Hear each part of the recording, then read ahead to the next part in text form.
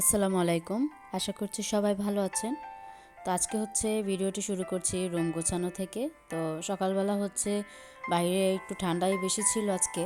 তো আমরা কি করি, যখন সকালবেলা বাইরে ঠান্ডা থাকে তখন আর বাইরের কাজগুলো করি না। তখন রুমের গুছানো বা আরও এক্সট্রা যা কাজ আছে সেগুলো সেরে নেই। তো সেটাই আমি করছি। রুমের একটু বেডটা ক্লিন করে নিচ্ছি, একটু হালকা একটু ধুলো পড়েছিল সেটা একটু মুছে নিচ্ছি।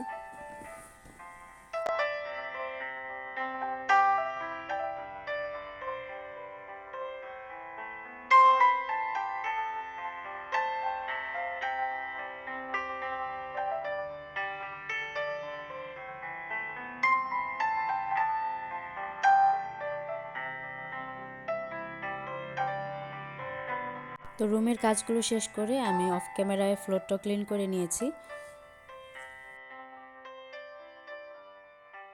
রুমের কাজগুলো শেষ করে এখন আমি গাছে একটু পানি দেব। তো পানির সাথে এখানে ভাতের মাড়টা আর কি মিক্স করে নিয়েছি, পানি আর ভাতের মাড়।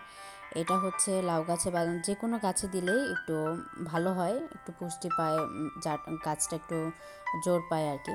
তো এখন আমি লাউ গাছে আর সিম গাছে দিয়ে দিচ্ছি। এটা আমরা শুধু আজকে যে দিচ্ছি তা নয়, সবসময় আম্মু এই ভাতের মাড়টা রেখে দেয় দেওয়ার জন্য। তো ওই সময় আমরা পানি আর এই ভাতের মাড়টা একসাথে মিক্স করে দিয়ে দিই।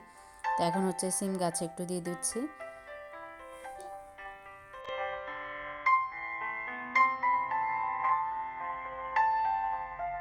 এমনি তো আমাদের বাসায় সবজির খোসা, তারপর রেগুলার যে ডিম ইউজ করি ডিমের খোসা, তারপর চাল ধোয়ার পানি, ভাতের মাড়, চা পাতা, এগুলো যা রেগুলার ইউজ করা হয় সেগুলো আমরা ফেলে দেই না, সবসময় আম্মু ওগুলা জমিয়ে রাখে। তারপর গাছের গোড়ায় সেটা আমরা দিই।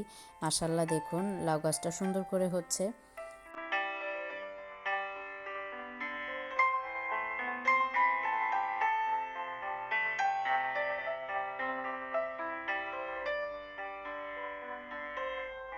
গতকালকে ডিম আর চিনি, ময়দা, মুড়ি, আরও শুকনো আরও অনেক কিছু।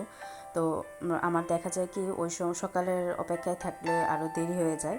তো রাতে আমি এগুলো সব কিছু গুছিয়ে রাখছিলাম। তো রাতের বেলা দেখা যায় একটু কাজগুলো গুছিয়ে রাখলে সকালে ইজিলি করা যায়। তো এই পাশে আমি ডিমগুলো বের করে রাখছি। তো রাতে যখন আম্মু এগুলো নিয়ে আসছিলো তখনই আমি সাথে সাথে এগুলো রেখে দিই। সবসময় আমি এটাই করি, যখন কাটা তখনই করে ফেলি।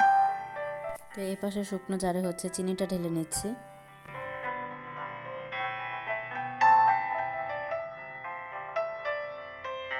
তো আজকে একটু সিঙ্গারা বানাবো। তো এখন এই শুকনো জারে ময়দার প্যাকেটটা থেকে একটু ময়দাটা ঢেলে রাখছি। দেখা যায় কি কোনো কিছু বানাতে নিলে বা কিছু করতে নিলে সব কিছু যদি গুছিয়ে না নেই তাহলে এলোমেলো হয়ে যায়। যেভাবে একটা মন দিয়ে যেটা বানাবো সেটা একদম পারফেক্ট হয় না, এলোমেলো হয়ে যায়। তো সবসময় হয় কি আমি সব কিছু গুছিয়ে সামনে রেডি করে তারপর বানাই। তো সিঙ্গারার জন্য এখানে আমি 3 কাপ ময়দা নিয়ে নিচ্ছি।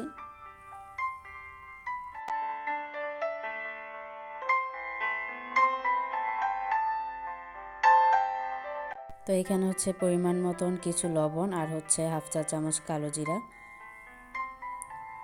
1.5 কাপ সয়াবিন তেল। এখন সবগুলো শুকনো উপকরণ একসাথে ভালো করে মিক্স করে নিতে হবে। এখন অ্যাড করে দিচ্ছি নর্মাল তাপমাত্রার পানি। পানি দেওয়ার পর আরও ভালো করে মিক্স করে নিতে হবে যাতে করে খাস্তাটা আরও ভালো হয়।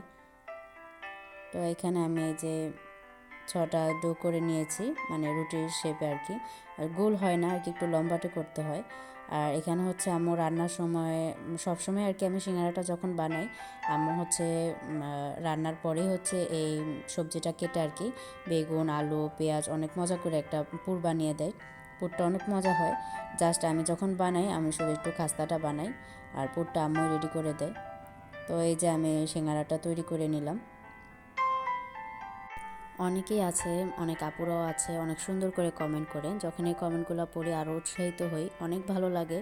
তাদেরকে জানাই অসংখ্য অসংখ্য ধন্যবাদ সবসময় এভাবে আমাকে সাপোর্ট করার জন্য।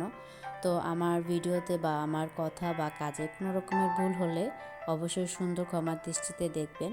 যারা আমার ভিডিওটি আজকে প্রথম দেখছেন অবশ্যই সাবস্ক্রাইব করে পাশে থাকা বেল আইকনটি প্রেস করে দিবেন। আর অল অপশনটিতে ক্লিক করে দিবেন, তাহলে আমার রেগুলার ব্লগটি আপনারা নোটিফিকেশনে পেয়ে যাবেন। তো আমার ভিডিওটি যদি আপনাদের ভালো লেগে থাকে অবশ্যই লাইক দিয়ে পুরো ভিডিওটি কন্টিনিউ করবেন। আপনাদের এক একটা লাইক আমার ভিডিওটি আরও অন্যদের কাছে পৌঁছে দিতে সাহায্য করবে। তো এই তো আমার সিঙ্গারা রেডি। যদি আপনাদের কাছে ভালো লেগে থাকে অবশ্যই কমেন্ট করে জানাবেন এবং লাইক দিয়ে পুরো ভিডিওটি কন্টিনিউ করবেন। অলরেডি যারা করে দিয়েছেন তাদেরকে জানাই অসংখ্য ধন্যবাদ। তো আজকের মতো এখানেই বিদায় নিচ্ছি, দেখা হবে ইনশাল্লাহ নেক্সট ভিডিওতে। তো এই পর্যন্ত সবাই সুস্থ থাকবেন, ভালো থাকবেন, আমার পরিবারের জন্য দোয়া করবেন। আপনাদের জন্য অসংখ্য দোয়া আর ভালোবাসা রইল। আল্লাহ হাফেজ, আসসালামু আলাইকুম।